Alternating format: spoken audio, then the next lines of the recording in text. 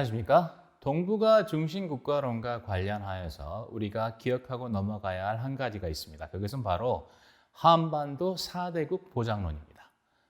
이 한반도 4대국 보장론 같은 경우 한반도의 안정과 통합을 주변 강국의 힘을 빌려 보장받겠다라는 생각인데요. 생각보다 그 연원이 아주 오래됐습니다.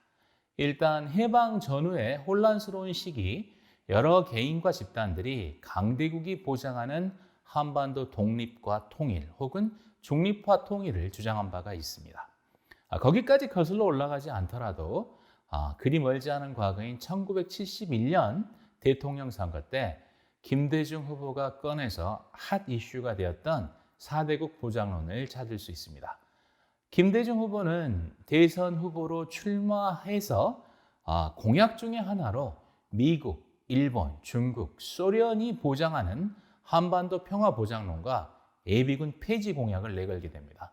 지금 우리가 듣기에는 그렇게 파격적이거나 낯선 주장이 아닐 수 있지만 그 당시에 반공주의적 색채라든지 이 반공에 대한 생각 그리고 공산권과의 대치 상황을 생각한다면 굉장히 파격적인 주장이었다라고 말씀드릴 수 있겠죠.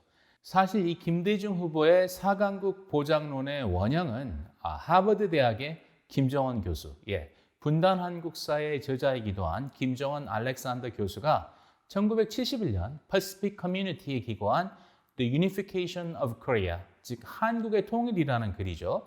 이 글에서 주장했던 한반도 완충지대와 2+4 회담, 그리고 4강국 보장을 통한 한반도 통일안 등을 주장한 데서 그 원형을 찾을 수 있습니다.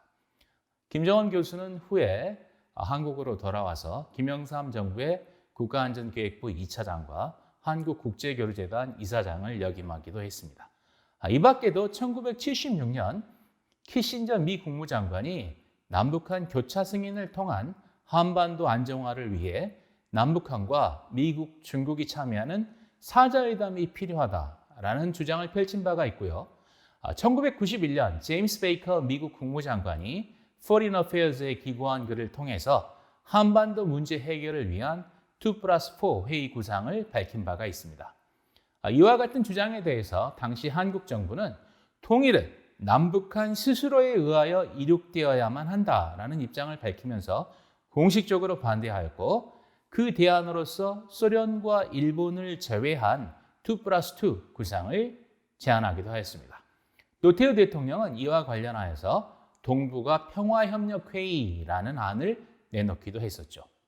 이런 것처럼 2+2 혹은 2+4 구상은 아주 오랜 기간 동안 한반도 통일과 안정화를 위한 해법으로서 주장되어 왔습니다. 2차 북핵위기가 발생하고 그 해결을 위해서 출범하였던 육자회담, 이것도 또한 다자적 협력을 통한 한반도 문제의 해결이라는 관점에서 보았을 때 어떤 면에서는 4대국 보장론의 변형이라고 볼 수 있을 것입니다. 이 한반도 통일과 평화를 위한 다자적 협력과 관련된 주장은 아주 여러 가지 변형들이 있는데요.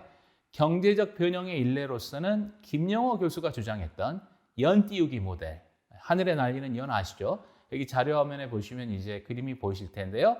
이와 같은 연 띄우기 모델을 제시할 수 있습니다.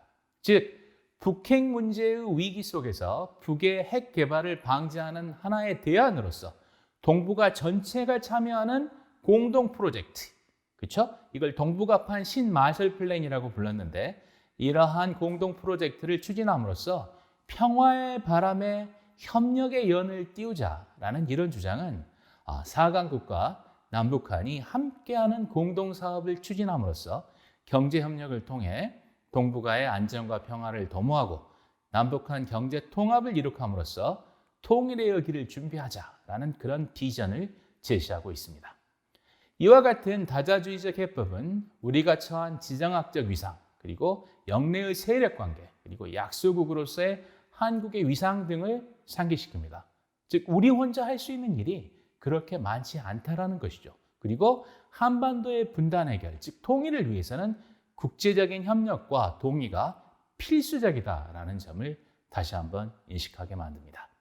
따라서 노무현 정부의 동북아 중심 국가로는 이와 같이 피동적이고 종속적인 위상을 극복하고 스스로의 자존감과 능동성을 확보하고자 하는 어떤 통렬한 외침이었다라고 높게 평가할 수 있을 것입니다.